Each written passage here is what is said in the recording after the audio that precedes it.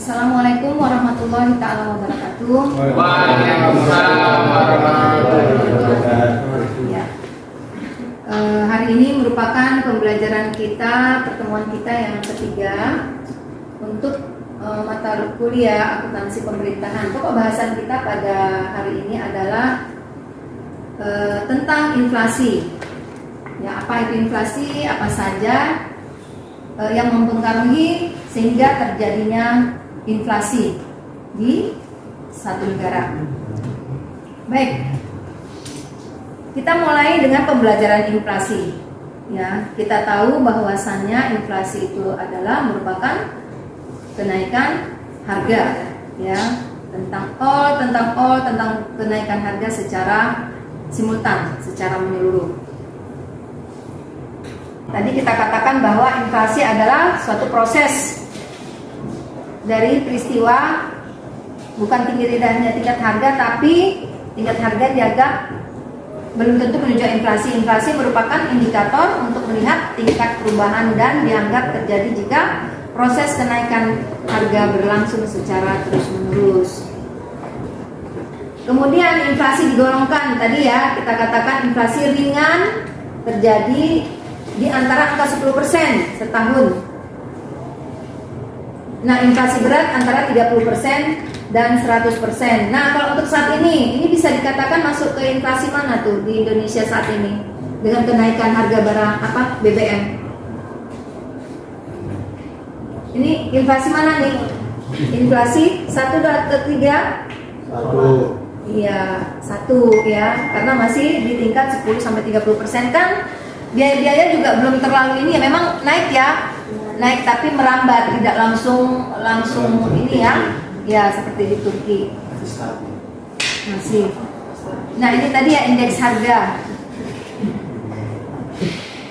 Nah, penyebab terjadinya inflasi tadi sudah kita pelajari ya. Dampak-dampak inflasi tadi ada 5. Kemudian inflasi dan perkembangan ekonomi. Nih, apa ini fenomenanya? Inflasi dan perkembangan ekonomi. Inflasi yang tinggi tingkatnya tidak akan menggalakkan perkembangan ekonomi karena biaya yang terus-menerus naik menyebabkan kegiatan produktif sangat tidak menguntungkan. Maka pemilik modal biasanya lebih suka menggunakan uangnya untuk tujuan spekulasi.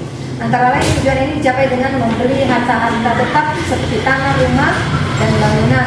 Karena pengusaha lebih suka menjalankan kegiatan investasi yang bersifat seperti ini. Investasi produktif dan akan berkurang dan tidak kegiatan ekonomi menurun, sehingga akibatnya lebih banyak pengangguran akan terjadi. Jadi pada saat ini ya, dengan kondisi ini semua orang pada wait and see gitu ya, wait and see, lihat ini apa yang akan terjadi gitu ya. Jadi kalau untuk fenomena kita mengatasi ini, pemerintah ya saat ini bagaimana ya menstabilkan harga. Ini untuk saat ini kita memang agak menarik. Biasanya kalau sudah BBM naik maka semuanya akan naik, tapi ada banyak kebutuhan sandang pangan ya, komoditas kita masih stabil ya, harga ayam, kemudian harga-harga lain. Saya tidak tahu kalau harga vehicle, kereta misalnya, sama ya masih atau ada kenaikan, stabil. Dari ayam ke telur, dari apa? Kalau untuk harga ternak tadi ya, kemudian kalau harga yang lain, misalnya harga apa lagi yang merambat naik? Ada yang tahu yang cepat kenaikannya? Bawang merah, Cabai berapa? Ada yang tahu? 3.000 berapa? Masih 100.000? Sudah turun ya? Ya sudah turun. Kalau menurut saya harga cabai masih stabil. Jadi ini sangat menarik untuk tahun ini. Tidak seperti padahal kenaikannya berapa persen itu? Ya, kenaikannya sampai 2.500. Itu kan tinggi tuh ya. Untuk setiap liter loh yang kita gunakan. So, saya mau nanya, ya saya ingin bertanya kepada kalian yang mungkin ada yang naik mobil atau naik kereta ya, naik motor. So, naik motorcycle ya, kalau di Medan naik kereta namanya. Apakah berdampak berdampak enggak terhadap bensin atau pertalite? Pakai pertalite juga berdampak ya. Nah, sementara pendapatan masih tetap. Iya. Benar ya, masih tetap ya. Jadi, nah itu dia. Jadi diharapkan ya. Jadi kita yang memang harus berpikir kreatif. Kita tidak bisa mengandalkan atau ya kepada pemerintah ya dengan beragam bantuan-bantuan, maksudnya kan berat tuh ya kan. Jadi kita sendiri yang harus punya kemampuan bagaimana ya kalian nih berkreasi ya di sektor kewirausahaan itu ya yang dicanangkan pemerintah ya. Baik, kita lanjut ya.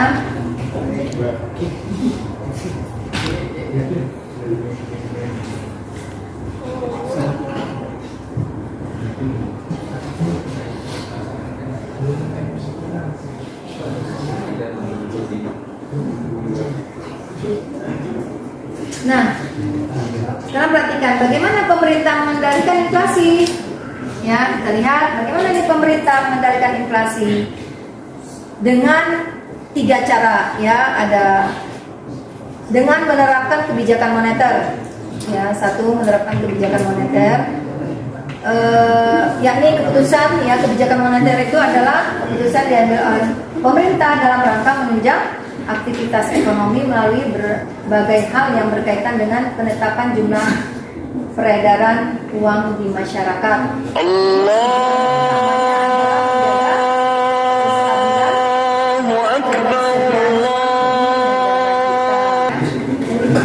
Oke.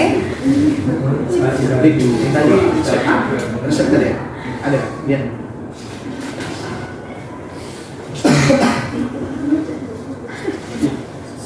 Oke, kita lanjutkan tujuan utama kebijakan moneter. Perhatikan, menjaga kestabilan ketersediaan uang suatu negara ya. Oleh sebab itu penanggung jawab pelaksanaan kebijakan moneter di Indonesia dilakukan oleh Bank Indonesia dengan Undang-Undang Nomor 23 Tahun 99 mengenai kebijakan moneter Bank Indonesia. Nah, tujuannya apa? Ya, yakni untuk menjaga kestabilan nilai rupiah. Demi mewujudkan hal tersebut, banyak aspek yang berpengaruh dalam pengambilan keputusan kebijakan moneter Bank Indonesia. Ya, kita lanjut.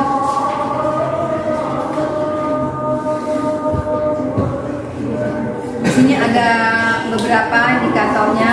Jadi untuk yang kedua adalah menjamin ya stabilitas ekonomi. Perhatikan, pertumbuhan ekonomi suatu negara harus berjalan dengan terkontrol dan berkelanjutan, sustainable ya. Hal ini dapat diwujudkan melalui keseimbangan barang dan jasa dengan peredaran uang.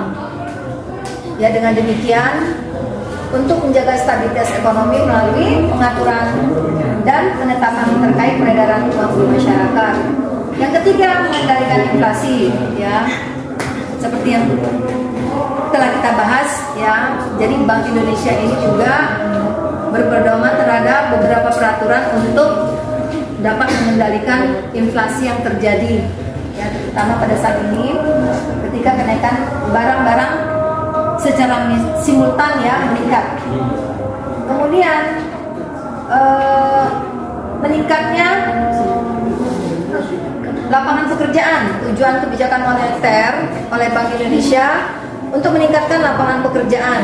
Ya, kestabilan peredaran uang membuat aktivitas produksi meningkat. Dengan naiknya kegiatan produksi, maka diperlukan sumber daya manusia dalam pengelolaannya, sehingga hal ini mampu menyerap tenaga kerja dengan ketersediaan lapangan pekerjaan.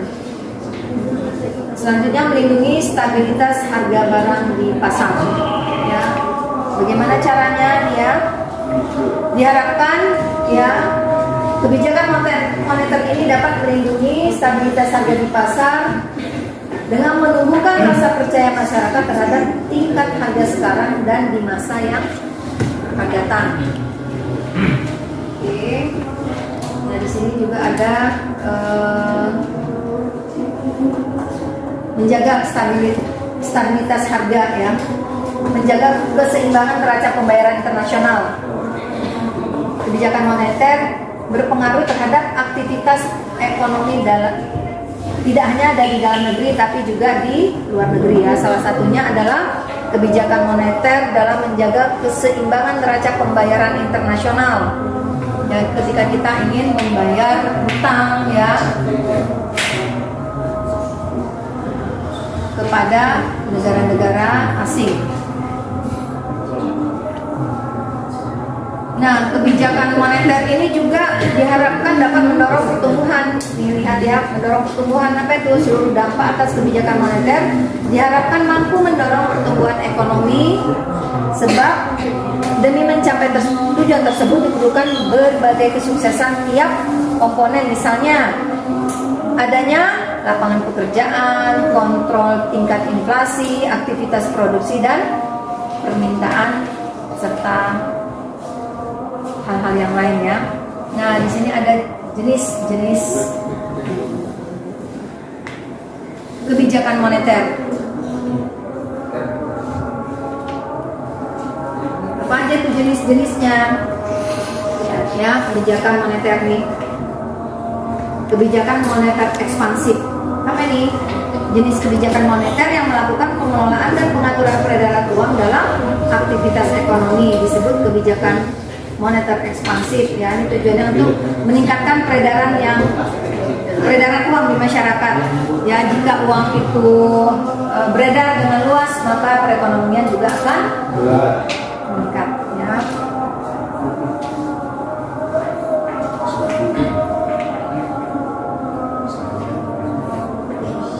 Kemudian kebijakan moneter kontraktif ya. Kebijakan moneter kontraktif di sini merupakan langkah untuk mengurangi peredaran uang di masyarakat saat terjadi inflasi.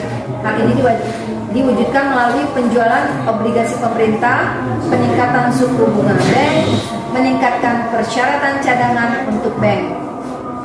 Nah, selanjutnya adalah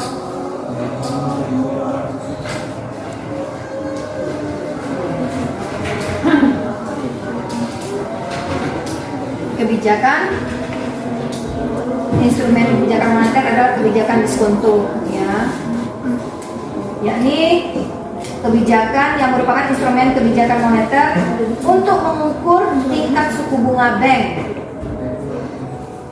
di mana bank-bank umum meminjamkan dana kepada Bank Indonesia selaku bank sentral, membuat peredaran jumlah uang itu teratur ya.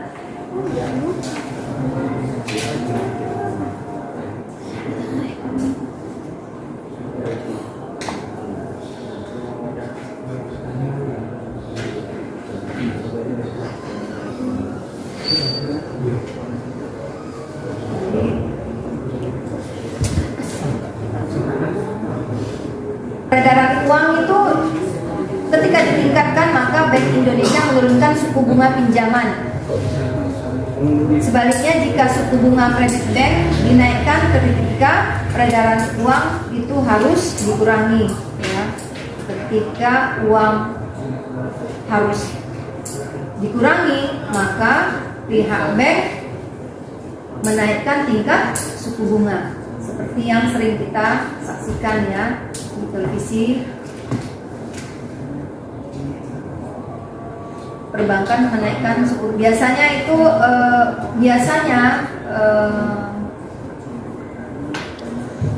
pihak perbankan Bank Indonesia itu sering melakukan pengumuman ya di Metro TV untuk kenaikan atau penurunan tingkat suku bunga bank, dan di Metro kita juga bisa mendengar kondisi terkini ya perekonomian kita secara nasional gitu. Nah, selanjutnya di sini ada operasi pasar terbuka. Maksudnya adalah pemerintah mengontrol peredaran uang melalui penjualan ataupun pembelian surat-surat berharga milik pemerintah. Ya.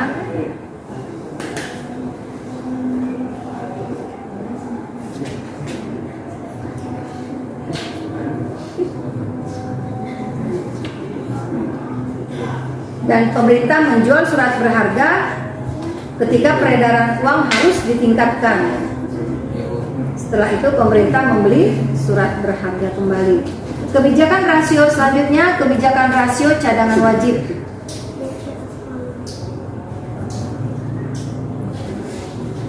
Kita lihat kebijakan rasio cadangan wajib. Apa itu maksudnya? Instrumen ini, ya, elemen ini adalah rasio cadangan wajib. Saat Bank Indonesia ingin mengurangi cadangan kas bank, maka uang yang diedarkan di masyarakat melalui pinjaman. Sementara bila cadangan kas uang bank harus ditambah, maka uang yang beredar di masyarakat ditarik dengan meningkatkan suku bunga tabungan. Nah, di sini ada penetapan suku bunga acuan.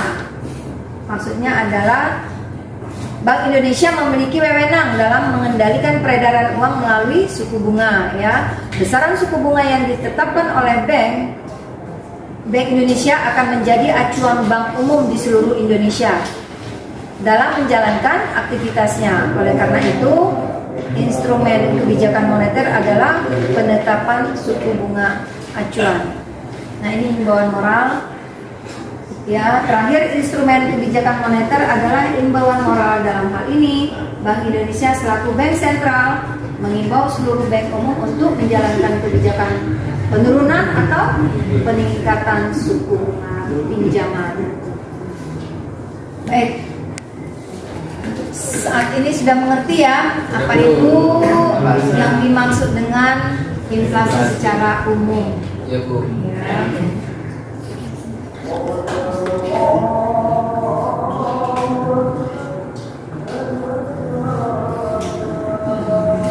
Ya.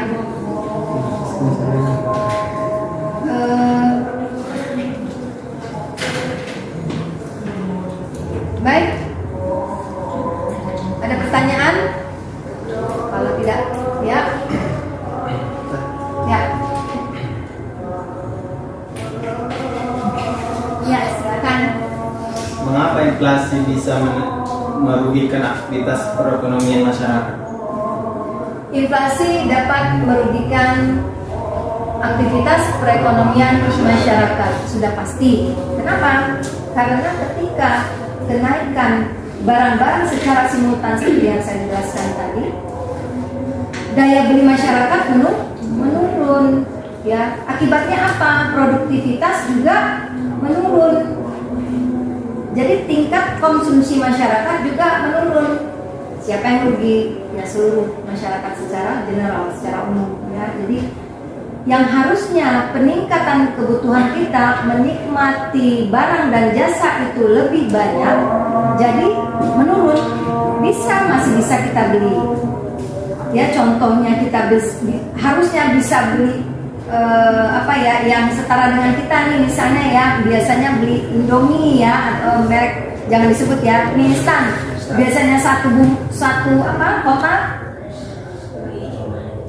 jadi hanya setengah kotak gitu. Oke, secara simultan lagi apa?